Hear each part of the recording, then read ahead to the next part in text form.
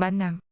1973년 12월 13일. 그 특별한 날 나는 오베리뉴 화산의 분화구 중 하나인 퓨이드라 소라에 갔으며 거기서 처음으로 우주인, 더 정확하게는 엘로아를 만났다. 나는 6일간 같은 장소에서 그를 만났으며 그는 매일 1시간씩 첫 번째 메시지 진실을 알리는 책에 기술된 놀라운 계시를 내게 구술해 주었다.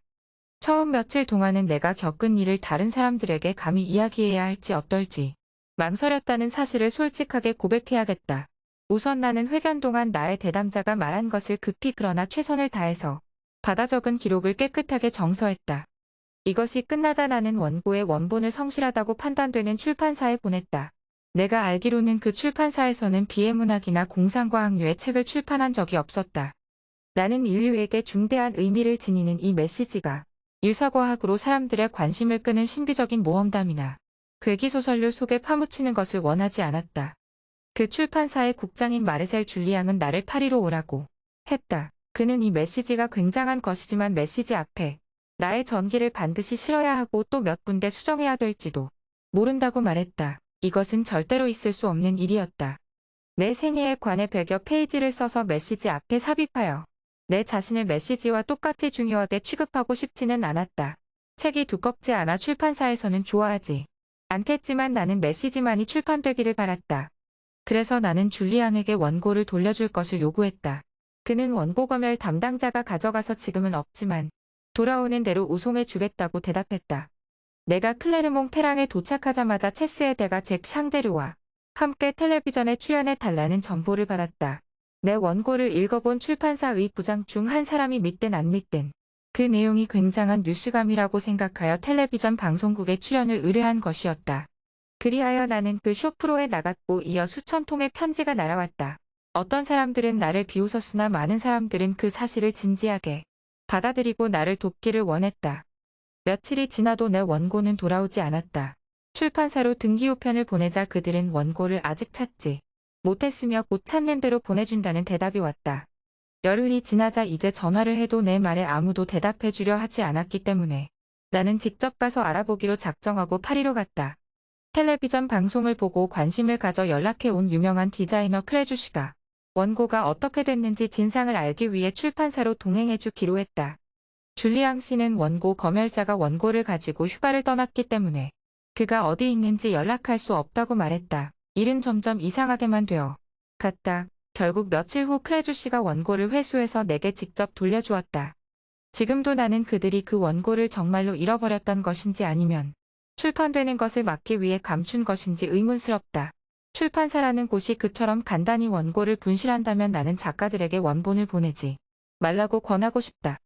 원고 분실 사건에 마음 졸이고 또 메시지를 담은 책이 출간되는 대로 사고 싶다는 요청에 편지 더미에 놀란 마리폴이 간호사 일을 그만두고 이 특별한 책을 발행하고 배포하는 일을 돕겠다고 제의했다. 그렇게 하면 이 원고의 운용에 관해 지속적인 컨트롤을 할 수 있겠다고 판단되어 나는 그 제의를 받아들였다. 나는 스포츠 잡지의 일도 즉각 그만두었다. 내게 주어진 사명의 중대함을 고려해볼 때 그것은 비교도 안 되는 일이었다. 1974년 가을에 책이 마침내 출판되었다. 그 무렵 예측하지 못했던 신상의 급전환으로 인한 정신적 충격이 위기 향해 가까운 고통을 몰고 와서 겨울 내내 심한 위험에 시달려야 했다. 아무 약도 효과가 없었다. 그러나 명상과 호흡 훈련을 통해 마음의 평정을 되찾기 시작하자 통증이 기적처럼 사라졌다. 6월에는 필립 보바르가 사회를 보는 토요일 저녁이라는 텔레비전 프로에 출연했다. 그는 보조사회자에게 녹색 옷과 분홍색 안테나를 씌워 화성인으로 분장시킨 다음 예의 빈정거리는 말투로 내가 만난 우주인이 그와 닮았느냐고 물었다. 그러나 대중은 내가 말한 짧은 답변에 관심을 나타내었고 필립 보바르에게 그의 불성실을 비난하는 투서를 보내었다. 수많은 편지에 당황한 그는 나에게 다시 한번 출연할 기회를 주었는데 겨우 몇 마디 더 할 수 있었을 뿐이었다.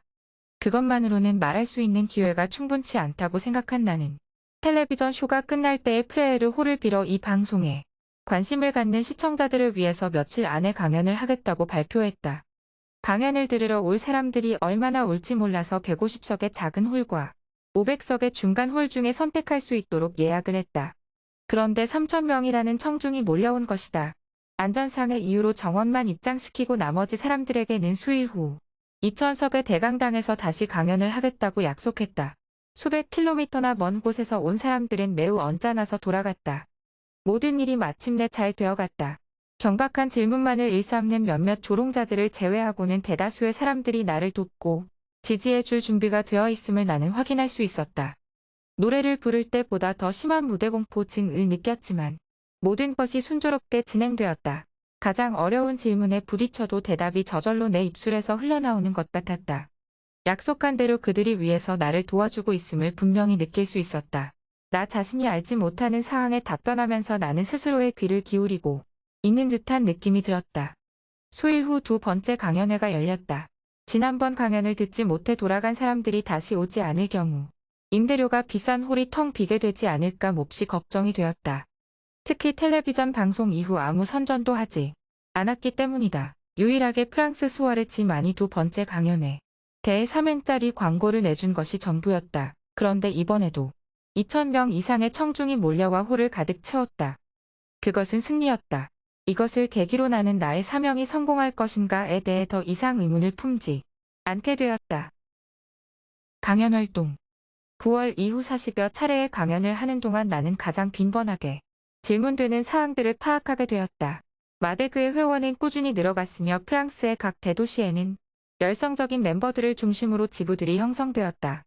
기자들도 자신이 보고 들은 것을 대중에게 그대로 글로 쓰거나 말로 전함으로써 좋은 일을 해주었다. 반면 르 푸엥지는 거짓 보도를 해서 내가 반론권을 행사하여 기사 정정을 요구했으나 아예 무시했다. 그 외에 그 지방의 유일한 일간신문이라는 이점을 가진 라 몽타뉴지는 내가 클레르몽 페랑에서 강연회를 연다는 것을 독자들에게 알리기를 거부했다. 이 신문의 뉴스 담당 국장을 만났을 때 그는 내 이름이나 활동을 일체 보도하지 않겠다고 말했다. 이유는 내가 처음으로 프랑스 국영 텔레비전에 출연했을 때 자기들에게 그 사실을 미리 알리지 않았기 때문이라는 것이다. 우울한 이야기다. 언론의 자유에 대한 좋은 본보기가 되리라. 그들은 포르노 영화를 위한 전면 광고를 게재하면서도 강연회를 위한 광고마저도 사지 못하게 했다. 르 푸엥지는 마데그 멤버들이 우주인과 만남이 있었던 장소까지 산책한 사실을 엘로힘과 접촉 시도 실패로 끝나다 라는 허위의 내용으로 기사를 썼다. 이런 짓들은 이제 막 일어서려는 단체를 조롱하려는 의도에서였다. 광범위한 독자층을 가진 신문이 2000년간 강타의 역사를 가진 교회에 대항하는 것보다 마데그를 공격하는 쪽이 분명 훨씬 쉽고 덜 위험했으리라. 그러나 진실을 은폐하는 자나 왜곡하는 자는 언젠가 그 잘못을 후회할 날이 반드시 올 것이다. 시청해 주셔서 감사합니다. 구독과 좋아요는 여러분의 사랑입니다.